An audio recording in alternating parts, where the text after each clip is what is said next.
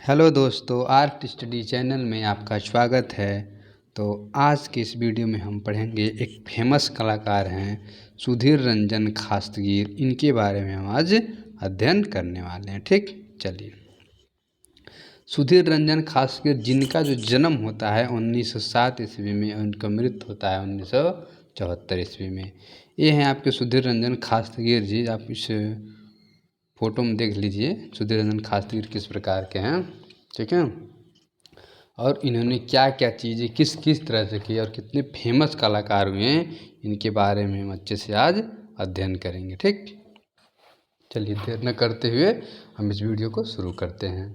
आशा करते हैं आप लोग स्वस्थ होंगे और मस्त होंगे। चलिए देखिए, हम अच्छे से क्रम से इनके बारे में लाइन बाय लाइन पढ़ेंगे थ्योरी के माध्यम से, क्योंकि हमेशा ये कहा जाता है कि ये चीज़ इम्पोर्टेंट है, ये चीज़ इम्पोर्टेंट है। ऐसी कोई चीज़ नहीं होती है। देखिए, पढ़ना आपको सबको है। जब तक आप सब पढ़ेंगे नहीं तो आपका क्या है, कंपटीशन बीट नहीं हुआ।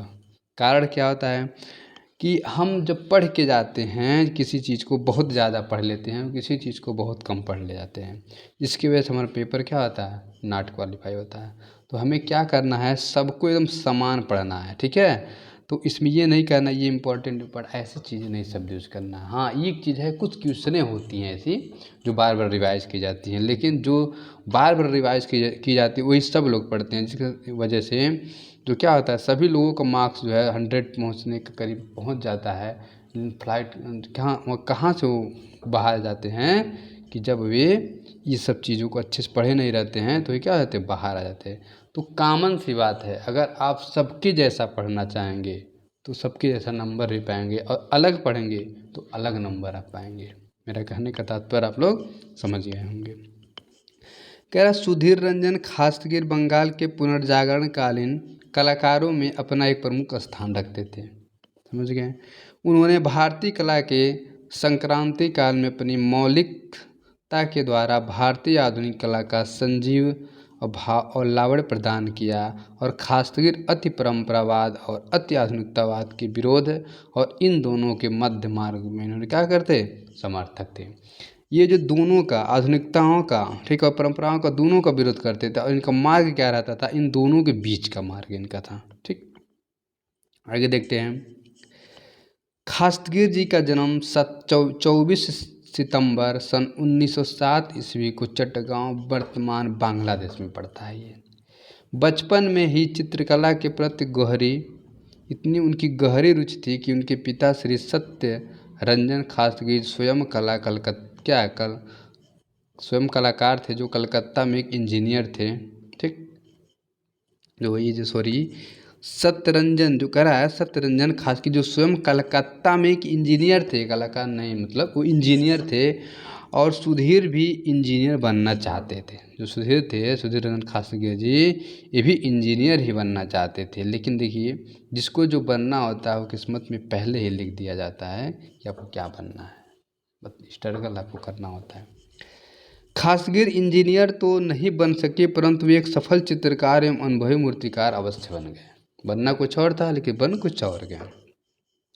खासगीर के पूर्वजों को मुगल खासगीर हिंदू वैद्य की पदवी दी, और उनकी आरंभिक शिक्षा वर्तमान झारखंड के गिरिडीह के एक हाई स्कूल में सन 1925 ईस्वी में। हाई स्कूल के पश्चात उन्होंने उच्च स्तरीय शिक्षा का अध्ययन किया। क्या अध्ययन करने के लिए वो कहाँ गए, शांति निकेतन गए। कहाँ पे गए, शांति निकेतन गए। 1929 ईस्वी में उन्होंने यहाँ से स्नातक किया, और यहाँ पर उन्हें गुरु नंदलाल बोस थे। उनके गुरु कौन थे, नंदलाल बोस, जो बहुत फेमस कलाकार थे। नंदलाल बोस उस समय कला भवन के अध्यक्ष थे, और नंदलाल बोस के अलावा यहाँ उनके रविंद्रनाथ टैगोर, विनोद बिहारी मुखर्जी तथा राम किंकर बेंज का भी संनिधित्व प्राप्त हुआ, मतलब उनका साथ मिला इनको।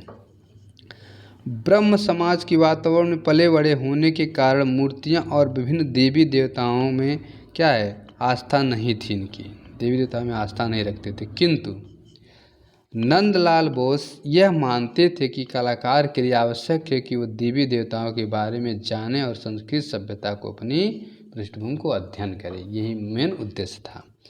पौराणिक कथाओं, लोक परंपराओं से परिचित होने का प्रयत्न करें, और खासगीर ने अपने गुरु की हुई भारतीय परंपरा और संस्कृति का गंभीर अध्ययन प्रारंभ किया। देखिए जब उनके गुरु क्या थे, धार्मिक थे और क्या आंदोलनकारी थे, तो उन्हीं से इन्होंने ऐसे ऐसी चीज़ों को उन्होंने सीखा। और क्या आगे चीज़ें पढ़ते हैं, सीखते हैं, चलिए देखते हैं। शांति निकेतन में चित्रकला की विविध शिक्षा ग्रहण करने के पश्चात अवनींद्रनाथ के अनुग्रह पर देश के उन स्थानों की यात्रा की जो कला के दृश्य महत्वपूर्ण थे, और उन्होंने अजंता, एलोरा, महाबलीपुरम, कोणार्क, कौली, एलिफेंटा में क्या किया, अध्ययन किए और देखे, घूमे, भ्रमण किए, तब कलाओं के महत्व को उन्होंने जाना, समझा, उसके बाद कला को आगे बढ़ाएं। स्थानों पर चित्र, मूर्तियों, सौराष्ट्र, रंग विन्यास, रेखाओं का चमत्कारी प्रभाव का अभिव्यक्ति आदि की बारीकी से अध्ययन किया, और उसके बाद कला के क्षेत्र में अपने कैरियर बनाने मुंबई चले गए। वहाँ वे अपनी कृतियाँ धनिकों के घर जा जाकर बेचने का प्रयत्न किए, परंतु वहाँ उन्हें अच्छा न लगा। शीघ्र ही वहाँ से उनका मन उचट गया, और मतलब उचट का मतलब वो परेशान हो गया, अच्छा रमा ही नहीं, बस चल दी। तभी ग्वालियर के मध्य प्रदेश के सिंधिया स्कूल में उन्होंने चित्रकला अध्यापन के कार्य करने का निमंत्रण मिला, और जिसे उन्होंने सहर्ष स्वीकार किया, और 1933 से 36 ईस्वी तक कार्य किया, और 1936 ईस्वी में वे खुले दून स्कूल में आ गए। नए खुले स्कूल दून में स्कूल खुला, वहाँ आए, और वहाँ उन्होंने 1955 तक अपनी सेवाएं दी, और यहीं से उन्होंने 1937 ईस्वी में यूरोप का भ्रमण करने का शुभ अवसर प्राप्त हुआ, जिसके लिए उन्होंने 1 वर्ष का अवकाश लिया। इसी यात्रा के दौरान वे इटली, फ्रांस, जर्मनी, ऑस्ट्रेलिया और ब्रिटेन आदि देशों में गए, जहां उन्होंने ग्रेट मास्टर्स का काम नज़दीकी से देखा, और वहां के म्यूजियम में उपलब्ध विश्व की श्रेष्ठ कलाकृतियों का अवलोकन किया, और वहां के प्रसिद्ध चित्रकारों से वे मिले, और तथा उनकी बारीकियों को समझे, और कई नई जानकारी वहाँ से उन्होंने प्राप्त किया। जब यूरोप में गए, वे दौरे में इंग्लैंड के बृहद कलाकार एरिक गिल से भी मिले, और उनकी मूर्तियों और चित्रों का अध्ययन कर खासगीर को एक प्रकार से प्रोत्साहन मिला। यूरोपीय यात्रा के दौरान वान गॉग के चित्रों से भी उनका साक्षात्कार हुआ, और पेरिस में उन दिनों अंतर्राष्ट्रीय प्रदर्शनी लगी हुई थी, और यहीं पर वे अंतर्राष्ट्रीय स्तर के विख्यात अनेक कलाकारों से मिले, और इंग्लैंड की लेस्टर आर्ट गैलरी लगी प्रदर्शनी में जाकर देखा, और वहाँ पर एप्स्टीन के कार्यों से अत्यधिक प्रभावित हुए। जब वे बाहर गए, विदेशों में गए, तो वहाँ विभिन्न विभिन्न प्रकार की चीज़ों को देखें। इंग्लैंड में उन्होंने इसी दौरान कांस्य ढलाई का भी प्रशिक्षण लिया। ठीक, कांस्य के भी उन्होंने कार्य करने का जानकारी प्राप्त किया, और यूरोप की यात्रा ने खासगीर को कला के प्रति एक नवीन दृष्टि प्रदान की, और यात्रा से लौटकर पुनः दून में अपना पद संभाला, और दून स्कूल में कांसे की मूर्तियों के ढालना संभव नहीं था, अतः उन्होंने सीमेंट और प्लास्टर में अपनी मूर्तियों को ढालना आरंभ किया। इसी के साथ ही देश की अनेक प्रदर्शनियां आयोजित की। संभवतः उन्होंने अपनी पहली प्रदर्शनी 1937 ईस्वी में इलाहाबाद में की। कब? 1937 में इलाहाबाद में, वर्तमान प्रयागराज में आयोजित की। तत्पश्चात 1941 ईस्वी में उन्होंने लाहौर, 1944 में पटना, 1945 में मसूरी और लुधियाना, और 1946 में शिमला, और उसके बाद मुंबई में अपनी एकल प्रदर्शनी का आयोजन किया, अपने चित्रों को वहाँ पे लगाया। इन सभी प्रदर्शनियों के कला मर्मज्ञों ने खूब सराहा, और लंदन में भी उन्होंने अपनी एक सफल प्रदर्शनी आयोजित की। अब तक वे ख्यात कलाकार बन चुके थे। सन 1956 ईस्वी में खास्तगीर जो थे, आगे देखते हैं, खास्तगीर को राजकीय कला महाविद्यालय, वर्तमान government college of art craft, Lucknow में प्रचार पद पर वे नियुक्त किए गए। उसके बाद वहाँ पे उन्होंने 1962 ईस्वी में सेवानिवृत्त हुए, और वहाँ से वे 1962 में सेवानिवृत्त हुए, और उनके यहाँ आने के पश्चात उन्हें अधीन रहकर मदन लाल नागर, रणवीर सिंह बिष्ट, अवतार सिंह पवान जैसे कलाकार वहाँ पे उभरे, और वे कला आंदोलन के एक प्रिय नेता के रूप में आए। उन्होंने पर्याप्त शास्त्रीय सहयोग भी प्राप्त किया। अगले वर्ष ही अगले ही वर्ष 1957 ईस्वी में उन्होंने भारत सरकार द्वारा पद्मश्री की उपाधि से विभूषित किया गया और पद्मश्री सम्मान प्राप्त करने वाले ये पहले कलाकार माने गए।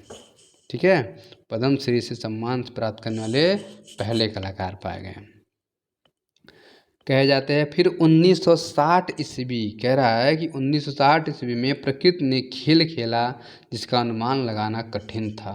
साधारणतः शांत रहने वाली गोमती नदी ने एक विनाशकारी बाढ़ ने खास्तगीर को तोड़कर रख दिया और खास्तगीर ने इस प्रलय को एकांतिक व्यक्ति की भांति सहा और लखनऊ कला विद्यालय की बहुमूल्य वस्तुओं को सुरक्षित स्थान पर पहुंचाने का कार्य किया।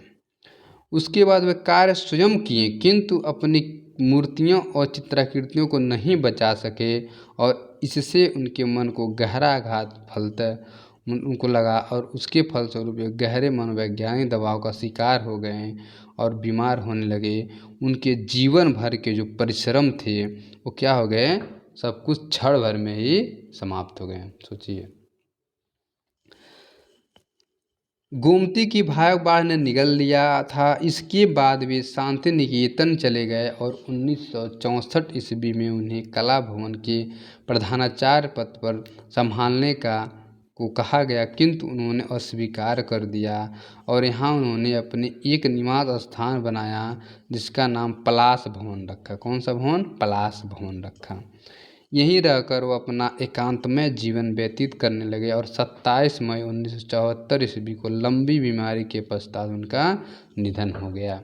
खास्तगीर के बड़े भाई सतीश रंजन खास्तगीर एक प्रसिद्ध भौतिक वैज्ञानिक थे। उनकी पोती शारदा चड़ोकी, उनकी पोती थी शारदा चर्चित लेखिका अमित चौधरी से हुई। सुधीर खास्तगीर की खुद की बेटी श्यामोली खास्तगीर एक पर्यावरणविद हैं और जिन्होंने वास्तुकार ली टेन से शादी की थी। आगे देखिए, ऐसे ऐसे महान कलाकारों के अगर बारे में आप जानेंगे नहीं तो आपको कला पढ़ना बेकार है, क्योंकि जब तक आप चीज़ों को समझेंगे नहीं, कलाकारों को समझेंगे नहीं, तब तक आपको रटने से कुछ नहीं होने वाला है। इसीलिए कहा जाता है कि जितना समझ पाएँ उतना समझिए। खास्तगीर ने किसी निश्चित शैली में बंधकर कार्य नहीं किया, ध्यान दीजिएगा, अपितु उन्होंने अपने रुचि के अनुसार विभिन्न शैलियों का प्रयोग अपनी कलाकृति में किया। चित्र, मूर्ति कला, लाइन कोट, चारकोल चित्रण, कैनवास पेंटिंग, तैल चित्र, पेंसिल स्केच का कोई भी रंग रेखा, कोई ऐसी शैली न थी जो उनकी तुलना से अछूती रही हो। चित्रांकन भी उनकी शैली की एक विशिष्टता थी। वे अपने चित्रों की पृष्ठभूमि को कभी सपाट नहीं रखते थे। विभिन्न छोटी बड़ी रेखाओं के जरिए वे पृष्ठभूमि को उभारते थे। उनके चित्रों में तुलिका लंबे घातों का प्रयोग गति का आभास कराते हैं। आगे देखते हैं, खास्तगीर के चित्रों में स्वर और लय अद्भुत संगम देखने को मिलता है। स्वर और क्या लय का चीज़ हमें सुधीर रंजन खास्तगीर के चित्रों में देखने को मिलता है। नृत्यांगना नामक एक चित्र में युवती को नृत्य मुद्रा में बड़े ही आकर्षक तरीके से चित्रित किया है और संपूर्ण चित्र में लहरदार रेखाओं का प्रयोग सुंदर वर्ण योजना के साथ किया गया और यह चित्र जल रंग में निर्मित है और एक अन्य नृत्यांगना नामक शीर्षक से तैयार किया। इस चित्र में अनेक नर्तकियां एक समान मुद्रा में नृत्य कर रही हैं और सभी ने घेरेदार अलंकृत लहंगा और ऊंची चोली पहने रखी हुई हैं। आगे देखते हैं क्या क्या हो रहा है। इन्हें सब देखकर ऐसा प्रतीक होता है कि मानो स्वर्ग की अप्सराएं धरती पर आकर नृत्य कर रही हैं। खास्तगीर के चित्रों की एक विशेषता यह है कि उन्होंने नारी पात्रों में माथे तथा नाक तक के वर्ण और गौरव में अंकित किया है, जिससे उनकी नारी पात्र एक अलग शांतिपूर्ण भाव उत्पन्न होता है और उनके पात्र बड़े सौम्य प्रतीक होते हैं। उनके चित्रों में बाणगांव की भातुलिका के छोटे छोटे घातों का अंकन रूप देखने को मिलता है। कागज़ को चाहे कैनवास हो या वो पहले से ही दृश्य प्रस्तुत की कल्पना कर लेते थे और वाह्य प्रसाधनों की सहायता से अत्यंत ही मतलब गृहतम स्थिति का यथार्थ अवलोकन करा देते थे। इसीलिए जो है इन सिद्धत तथा कुशल चित्रकार की उपाधि से क्या दी गई थी, इनको उपाधि से सम्मानित किया गया था।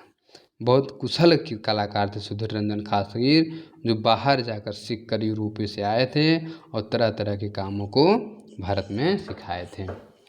खास्तगीर की कला की पृष्ठभूमि पूर्णतया भारतीय ही रही, हालांकि कहीं कहीं यूरोपीय कला का स्वस्थ मिश्रण भी किया गया है। उनके चित्रों में भारतीय जनमानस और उनकी समस्याएं स्पष्ट दृष्टिगोचर होती है। वस्तुतः मौलिक विवेचना, भारतीय राष्ट्रीयता तथा भारतीय जनजीवन के चित्र आदि कई दृष्टियों से भारतीय कला जगत में खास्तगीर का अपना एक विशिष्ट स्थान है। खास्तगीर ने एक जगह लिखा भी है कि उन्हीं के लिए पाश्चात्य कला तथा संस्कृत का क्या अंधानुकरण संभव है, जिनमें व्यक्तित्व का कुछ बोध नहीं, जिन्होंने कभी कला का जो है क्या किया, संस्कृति, जिन्होंने कभी भी कला तथा संस्कृत के ऐश्वर्य का अनुभव नहीं किया। वे मूर्खतावश अपने को दिवालिया समझते हैं और जो भी कूड़ा करकट मिल जाए उसे झोले में डाल लेते हैं। वे अपने वचनों में, वो अपने शब्दों में कहे थे ऐसी बातें को। यद्यपि ये यूरोपीय कला के विरोधी नहीं थे, तथापि उनकी स्पष्ट मान्यता थी कि अपनी संस्कृति और कला को गहराई से जाने बगैर विदेशी कला की टेक्निक तथा शैली का अनुकरण करने से भारतीय कला का क्षरण होगा। उन्हें महसूस, जैसे देखिए, अगर हम भारतीय कलाओं का उपयोग करेंगे तो परंपरागत में जाएंगे, अब विदेशी कला चुनके तो विदेशी कला से जाएंगे, तो हमारी कला क्या हो, क्षीण होती चली जाएगी। अगर हम विदेशी पैटर्न में चले जाएंगे तो हमारी भारतीय जो कला क्या है, क्षीण होती चली जाएगी। इसीलिए जो है भारतीय कला को बचाने के लिए हमें संस्कृत और परंपरा को विशेष ध्यान देना होता है। खास्तगीर के आरंभिक चित्र बंगाल शैली के अनुरूप जलरंग, वास और टेम्परा में निर्मित, जिनमें श्याम वर्ण, कन्या, बुढ़ापा, यौवन व्यवस्था, माँ तथा निर्धन का स्वर्ग प्रमुख है। खास्तगीर ने तैल माध्यम में भी कई कृतियाँ बनाई और जिनमें अभिसारिका, संथाल लवर्स, पुजारिन, फिलिपिंग, माँ के और शिशु, रेस्ट, हेल्पिंग हैंड, विधवा, बांसुरी वादक, वाउल डांस, प्रकृति मिलन, राधा कृष्ण जैसे चित्र इन्होंने बनाए। और भिक्षुणी, धरती की बेटी, नृत्यांगना, सांथाल कन्या, विश्राम, मीराबाई, महिला, पक्षी लिए हुए, ढोलकिया, माँ, बच्चे, दो बहनें, भगवान बुद्ध इत्यादि प्रमुख हैं। खासगीर को प्रकृति के अपार स्नेह था और उन्होंने अपने चित्रों में अमलतास तथा पलाश के फूलों का बहुत ऐसे चित्रण किया था। देखिए, अपन जहाँ रहते तो मकान का नाम भी रखे थे पलाश, ध्यान दीजिएगा। पलाश से क्या है, फूल है। बहुत ज़्यादा उसको चित्रण उन्होंने किए थे। खास्तगीर के चित्रों के विषय में कहीं रोमांटिक है तो कहीं दैनिक जीवन से संबंधित, इनमें देश के प्रेम भी मिलता है तो कहीं संगीत का आनंद, और अपने समस्त चित्रों में उन्होंने रंग, रेखात्मक गतिशीलता, अलंकृतता और गहराई को वर्ण योजना पर अधिक बल दिए थे। आगे देखिए, सुधीर खास्तगीर की कला जीवनी का यथार्थ मिलता है, जैसे बुद्धमान नर्तकी, पूजा यात्रा, तालाब से वापसी, तूफान में यात्रा, अधिक अन्न उपजाओ, गरीब की दुनिया, दुख आदि, तूफान में यात्री, आधुनिक अणुबम की विभीषिका से लड़ने वाले शांति दूत, कपोत का प्रतीक इन्होंने अंकन किया है। खास्तगीर की प्रतिमा चित्रकार मूर्तिकार दोनों रूप में प्रस्फुटित हुई है, परंतु वे पहले मूर्तिकार हैं, बाद के चित्रकार हैं, पीछे के चित्रकार हैं। उनके द्वारा निर्मित शिल्प मुखाकृतियाँ विदेशी में भी पहुँची, जिनका सभी कला प्रेमियों ने अत्यधिक सराहना की, और मुखाकृतियों में रविन्द्रनाथ टैगोर और पंडित जवाहरलाल नेहरू एवं सरदार वल्लभ भाई पटेल इत्यादि प्रमुख हैं। सीमेंट व कंक्रीट के माध्यम से उन्होंने संगीत विषय पर भी पूर्ण आकृतियाँ बनाई, जिनमें नारी की भावपूर्ण मुद्रा, उनकी बोलती आंखें, एक हाथ पैर की मुद्रा दर्शनीय है। उन्होंने प्लास्टर ऑफ पेरिस, क्ले अथवा टेराकोटा के माध्यम से मूर्तियों का निर्माण किया, और पनघट में सिर पर कलश रखे 3 युवतियों का निर्माण बहुत ही सुंदरता से किया गया है। और इसी प्रकार उन्होंने कड़ी स्टडी में मुखाकृतियों का निर्माण किया, तो कुछ एब्स्ट्रैक्ट फार्म में कुछ मूर्तियों को उन्होंने बनाया। इसके अतिरिक्त उन्होंने शीत 1, शीत 2, युगल प्रेमी, डॉक्टर ऑफ सॉयल आदि विभिन्न मूर्तियों का निर्माण किया। इन मूर्तियों में अस्थायित्व, ठोसपन, सुडौलता एवं संगठन है, जिन्हें देखकर दर्शक स्वतः भाव विभोर हो जाता है। भिक्षुणी माँ, विधवा नववधू, प्रार्थना ब्रांच, किस टेराकोटा, बसंत महाकवि रविंद्र टैगोर, विचारक, अंगड़ाइया नर्तक, अशोक और हेलन इत्यादि की मूर्तियाँ भावाभिव्यक्ति की दृष्टि से उल्लेखनीय पड़ती हैं। ठीक है, आगे देखते हैं। कह रहा खास्तगीर ऐसे तपस्वी साधक थे जिन्होंने अपनी तुलिका छेनी के अंतःकरण के सभी भाव को बड़ी सफलता से व्यक्त किया। खास्तगीर ने नारी की मनोदशा का बड़ा सुंदर अंकन किया, जैसा कि सिस्टर्स नामक उनके चित्र को देखने से ज्ञात होता है। इस चित्र में उन्होंने बहनों का मुखाकृति गंभीर मुद्रा में है और अन्य चित्र टू सिस्टर्स भी प्रभावपूर्ण है। ठीक, आगे देखते हैं। अब इनको संक्षेप में कह रहा है कि संक्षेप में भावना और चिंतन के जिन सोपान से होकर खास्तगीर की कला गुजरती है, उसमें भारत की संस्कृति का भावबोध परिलक्षित होता है और भारतीय संस्कृति से ओतप्रोत खास्तगीर की चित्राकृतियाँ एवं मूर्तियाँ कला जगत में महत्वपूर्ण हैं और कला जगत में आने वाली पीढ़ी के लिए प्रेरणा स्रोत भी थी। खास्तगीर का एक चित्र विश्राम कागज पर टेम्परा राष्ट्रीय आधुनिक कला संग्रहालय नई दिल्ली में सुरक्षित है। इसके अलावा खास्तगीर के चित्र इलाहाबाद म्यूजियम, प्रयागराज और चित्रकला प्रदेश बंगलौर में भी सुरक्षित है। तो ऐसे कलाकार को अगर आप पढ़ेंगे तो बहुत सारा क्या है आनंद आपको आएगा और क्या है अच्छा लगेगा। और इनके बारे में पढ़ने से हमें ये जागृत होती है कि कला कितनी महत्व उस समय थी कि जब हम चीज़ों को समझ नहीं पाते थे, तब लोग कितने बड़े बड़े चीज़ों पे काम करते थे, कितने बड़े बड़े लेवल पे चित्र को, मूर्ति को बनाते थे। तो ये जब यूरोप गए थे तब इनको कला को ज़्यादा जागृत मिला। उसके बाद इन्होंने जो है नंदलाल बोस के जब श्रेय में शांति निकेतन पढ़े थे तब इनको ज़्यादा जानकारी दिया गया। ठीक, तो इस तरह से अगर ये वीडियो आपको अच्छी लगी हो तो लाइक सब्सक्राइब ज़रूर करिएगा। पूरा वीडियो देखने के लिए धन्यवाद।